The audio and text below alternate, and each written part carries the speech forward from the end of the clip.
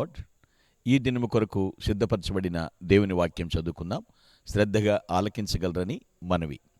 యోహాను మొదటి పత్రిక 4వ అధ్యాయము 21వ వచనం చదువుకుందామా? దేవుని ప్రేమించువాడు తన సహోదరుని కూడా ప్రేమింపవలెనను ఆజ్ఞను మనం ఆయన వలన పొంది ఉన్నాము. ప్రభునందు పిల్లరా, ముందుగా మీకు హృదయపూర్వక వందనములు తెలియజేస్తూ ఉన్నాను. ఇక్కడ మనం పరిశీలన చేస్తే ఒక ఆజ్ఞ కనబడుతుంది. ఏమిటట? ఎవరైతే నేను దేవుణ్ణి ప్రేమిస్తున్నాను అని చెప్తారో వాళ్ళు తన సహోదరుని కూడా ప్రేమించాలి. నేను లోకానుసార ప్రేమ గురించి మాట్లాడట్లేదు. ప్రేమలో భయం ఉండదు. అంతేకాదు పరిపూర్ణ ప్రేమ భయాన్ని వెళ్ళగొడుతుంది కూడా. ఇక్కడ ఆజ్ఞ ఇస్తున్నాడు అంటున్నాడు. పరిపూర్ణ ప్రేమ భయమును పారద్రోలుతుంది కదా. ఖచ్చితంగా భయము అనేది దండంతో కూడింది. నిజముగా ప్రభువునందుండి ప్రేమించేటువంటి వాడు నేను భయపడుతున్నాను అండు.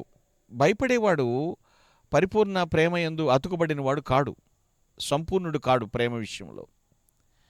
కానీ ఇక్కడ పరిపూర్ణ ప్రేమ అంటే ముందుగా ప్రేమ దేవుని దగ్గర నుంచి స్టార్ట్ అయింది మన విషయంలో.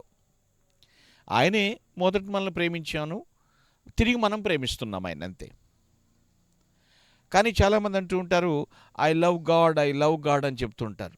చెప్పేవాళ్ళు ఉన్నారు.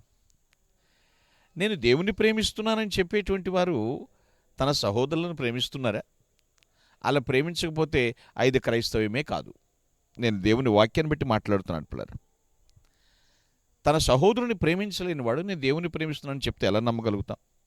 పరిపూర్ణ ప్రేమ మనిషిలో భయాన్ని తీసేస్తుంది, తొలగించేస్తుంది. అదే దేవుని లేఖనానుసారం. వాస్తవంగా ప్రతి మనిషి జీవితంలో భయం ఉందండి, లేదని నేను చెప్పను. అయితే క్రీస్తు ప్రభువులో ఉన్నవారు దేనికి భయపడరు వాళ్ళు. ఈ మాటను మనం అర్థం చేసుకోవాలి. ఏ విధంగా ప్రేమ యందు అతుకుబడినటువంటి వారు దేనికి కూడా భయపడరు. ఎందుకంటే నేను దేవుల్లో ఉన్నాను. ఒకానొక సందర్భంలో పిల్లరా, ప్రభు మనుషులందరినీ మనల్ని చేసినందుకు చాలా సంతాపడ్డాడు. ఒకానొక సమయంలో మనుషులను సృజించినందుకు. కానీ అలా ఉండలేదు. మళ్ళీ తిరిగి ఆయనే మన యొక్క సంరక్షణ కొరకు, విమోచన కొరకు ఎందుకు సంతాపడ్డాడు? ఆయన మంచి ఉద్దేశంతో మనిషిని తయారు చేశాడు, కానీ మనిషి పాపంలో పడిపోయాడు. సంతాపడిన తర్వాత వెంటనే ఆ మనిషిని రక్షించాలన్న ఉద్దేశంతో తన ప్రియకుమారుని మానవ దేహంతో ఈ భూమి మీదకి మళ్ళీ పంపించాడు. కారణం ఏమిటి? ఆయనే మొదట మనల్ని ప్రేమించాడు. అర్థమైందా? సో దాన్ని బట్టి మనం తిరిగి ప్రేమిస్తూ ఉన్నాం. మీరు దాని పై వచనాలు చదువుకున్నట్లయితే మీకు అర్థమవుతున్నప్పుడు ఆలోచించండి. ఆయనే మనల్ని మొదట ప్రేమించాడు, మనం తిరిగి ప్రేమిస్తున్నామని చెప్తున్నాం. నేను దేవుని ప్రేమిస్తున్నానని చెబుతూ మన సహోదరులను ప్రేమించకపోతే అది క్రైస్తవ్యం ఎలా అవుతుంది? కాదు కదా. ఆ పై వచనాలు అర్థం అదే. ఏ మానవుడు దేవుణ్ణి ఎప్పుడు చూచి ఉండలేదు. అయితే ఆయన మనం ఒకరినొకరు ప్రేమిస్తేనే దేవుడు మన యందు నిలిచి ఉంటాడు. ఒకరినొకరు ప్రేమించుకోకుండా ఐ లవ్ గాడ్ అని స్టేట్మెంట్ ఇవ్వడం వల్ల తప్పే కదా. అది విషయమే. నేనేమంటానంటే పిల్లలు డైరెక్ట్గా నా సోదరుని ద్వేషిస్తున్నాను, నా దేవుని ప్రేమిస్తున్నానని చెప్తే అది డ్రామా. నాకు తెలుస్తుంది కదా, అలాగే నీకు తెలుస్తుంది కదా విషయమే. ప్రేమ అంటే డ్రామా కాదు కదా. ఈ లోకంలో కొన్ని ప్రేమలు డ్రామాలుగా ఉన్నాయేమో, కానీ దేవుని ప్రేమ అలాంటిది కాదు పిల్లలు. గుర్తుపెట్టుకోండి విషయాన్ని. వాక్యం అదే సెలవిస్తుంది మనకి. ఆయన నిలిచి ఉన్నామని, ఆయన మన యందు తెలుసుకున్నాం. ఎందుకంటే ఆయన మనకు తన ఆత్మలో పాలు ఇచ్చాడు, పాలు పంపులు దయచేశాడు ఆయన.